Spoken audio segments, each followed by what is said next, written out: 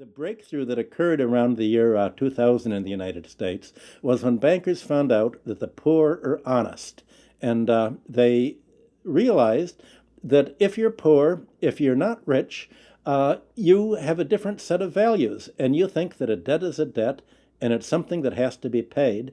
And that people will try to pay the debts that they're stuck with, even if the debts are not valid, even if the debts are much more than they expected, even if they really can't pay the debts. The lending and banking institutions, when they drew up contracts with interest rates, with flexible interest rates, I think they knew in the beginning that these problems were going to come back later on, where folks weren't going to be able to afford the mortgages as the interest rates increased. It put a lot of people in situations where they were taking food out of refrigerators, taking kids out of higher education. They're not able to afford college anymore. And it is making a really, really bad situation worse.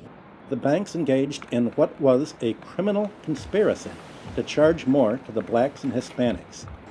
The banks got together, backed the Bush administration to block the state prosecutions of racial lending in order to exploit and charge more to the minorities.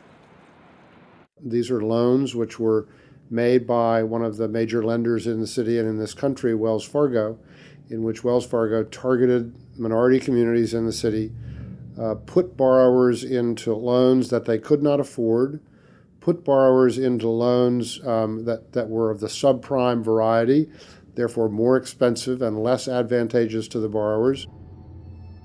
Hiding predatory lending practices in the small print of complex financial products was only ever going to enrich one set of interests. Many of the communities in which African Americans live in the city were establishing momentum. There was development activity that was occurring. We were seeing signs of vitality in many of these communities, and the results of the Wells Fargo foreclosures and the subprime lending practices of that lender and others has significantly impaired that progress and brought it to a halt. They're not worrying about, they don't come in the heart of it. Like, you in the heart of it, so you see. They don't really see the struggle if they don't come in the heart of it. They see the outside of it. That's like looking at the cover of a book and seeing the outside of a book, but if you don't go inside the book, then you'll never know what the book about. So they're not worrying about nobody else but themselves. And I think it's wrong, because if they come in the heart of it and they see it, they'll be willing to help. What happened in Baltimore is just one example of what is happening all around the world.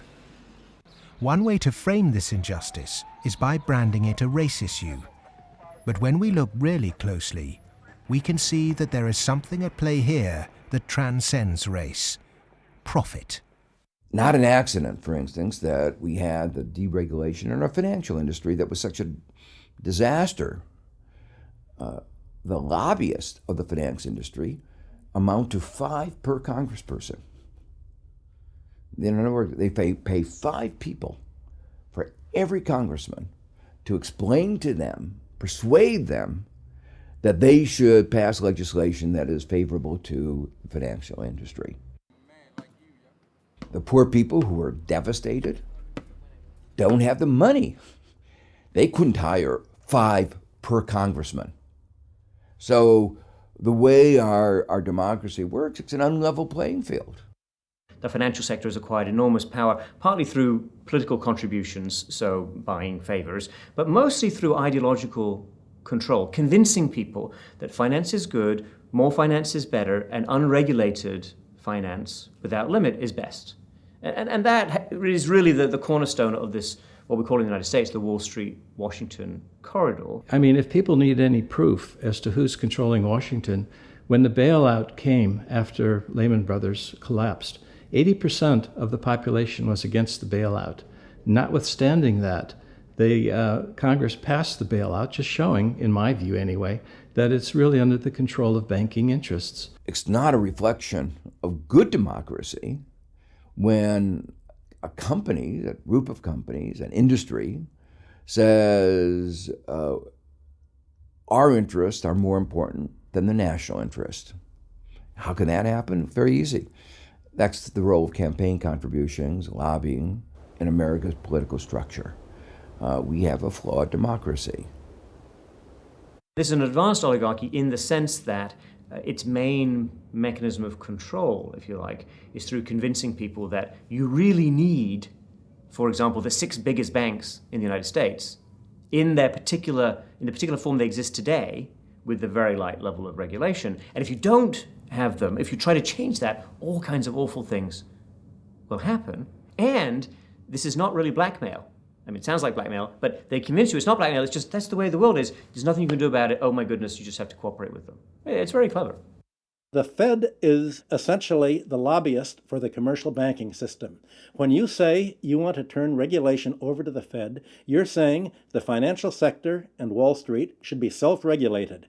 And the Wall Street has veto power over whoever's going to be the head of the Federal Reserve. As long as you give veto power over the regulators to Wall Street, as long as you pick the bank regulators from the banking industry itself, you can forget any thought of calling it regulation.